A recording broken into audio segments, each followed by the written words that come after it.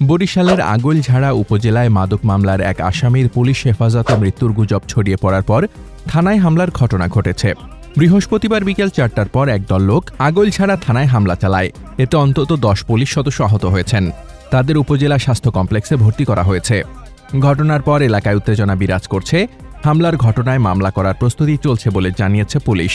পুলিশের দাবি, গ্রেপ্তার হওয়া আসামি রিয়াজ ফকির জীবিত রয়েছেন এবং তিনি বরিশাল শেরেবাংলা মেডিকেল কলেজ হাসপাতালে চিকিৎসাধীন। গ্রেপ্তার হওয়া রিয়াজ ফকির বরিশালের আগৈলঝাড়া উপজেলার বাকাল ইউনিয়নের ফুল্লশ্রী গ্রামের ফকিরবাড়ি এলাকার সিদ্দিক ফকিরের ছেলে। তার বিরুদ্ধে একাধিক মাদক ও চুরির মামলা রয়েছে।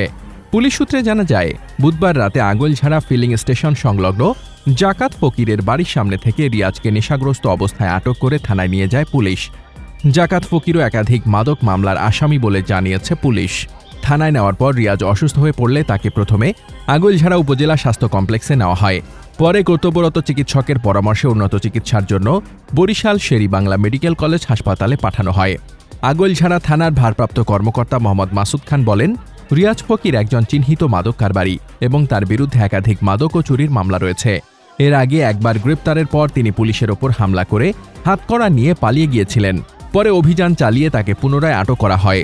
ওসি আরও বলেন, রিয়াজ চিকিৎসাধীন অবস্থায় রয়েছেন, কিন্তু একটি মহল সামাজিক যোগাযোগ মাধ্যমে এবং এলাকায় গুজব ছড়িয়ে দেয় যে তিনি মারা গেছেন। এই গুজবের জেরে বিকেলে একদল লোক থানায় হামলা চালায়। হামলায় অন্তত ১০ পুলিশ সদস্য আহত হয়েছেন। পরিস্থিতি বর্তমানে নিয়ন্ত্রণে রয়েছে। হামলায় জড়িতদের শনাক্ত করে আইনি ব্যবস্থা নেওয়ার প্রস্তুতি চলছে। মোহাম্মদ শামীম রেজা, দৈনিক খোলা চোখ।